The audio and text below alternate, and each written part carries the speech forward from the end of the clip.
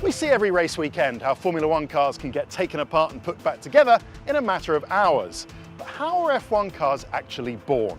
Well, we've been given unprecedented access at the world champions Mercedes to find out. It's the day before the first time the W11 runs at a filming day in Silverstone. So let's go and take a look.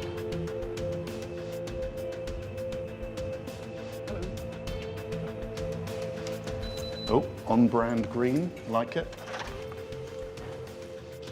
Putting together an F1 car for the first time is a bit like packing a suitcase for your holiday, except that someone else is making your clothes, your shoes are being tested by a man with big feet, and your actual suitcase will only finish being made 5 minutes before the taxi comes to take you to the airport. So when did this all start? Started in November, December of 2018. Oh wow. There would have been the chief designer thinking about it. Yeah. There would have been a couple of his trusted lieutenants in the concept group, their equivalents in the power unit side of the company, so maybe 5 or 6 people. It all seems very calm and there's no one rushing in with a last-minute box of bolts that needs to go somewhere. Is this one under control? Are they all as calm as this? Well, it isn't as calm as it looks. There is a furious amount of activity going on. It's just it doesn't really do anyone any good to have people running around with their hair on fire. There's still a lot to be ready to get done even for tomorrow. The first part of the W11 to be born was the engine and transmission. That's been running since well before Christmas and many thousands of kilometres to the good. There was a time, you've got to go back a bit, but there was a time when all this stuff would get bolted together the night before the first day of winter testing. Yeah.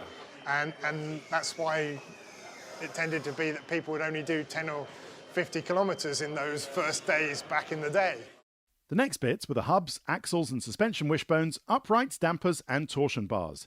That's because, being all new designs for this year, as well as being lighter and stiffer, they needed to be tested to see if they could withstand all the punishment they're going to get on every kind of corner and every kind of bump and curb.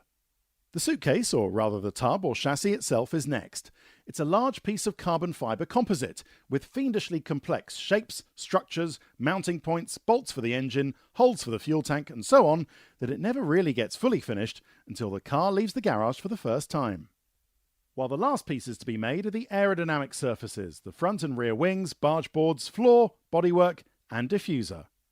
For all the people that work on that, this is just many months, like more than a quarter of a year, getting on towards half a year of intense pressure and worry and stress, with a huge payoff at the end of knowing that they did this. They brought this thing into existence and got it all ready. Who's doing what and what are they looking at? The guys at the front of the car, the people who actually physically bolt it all together, that's the crew that you'll see all the way through the year. Yeah. In the garage, who fix it when it crashes into a wall and who strip it down at the end of sessions and rebuild it for the next session.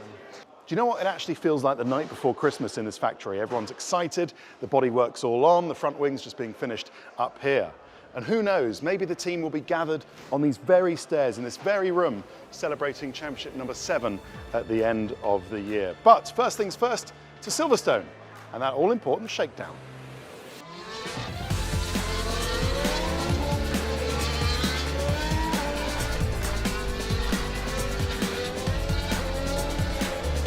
While they finish off the photos, I've got to say it's all gone rather well. The car ran reliably, they got all the systems checks done, they did their 100 kilometres, and the drivers were happy with no major surprises. So it's ready to race, and that is how an F1 car is born.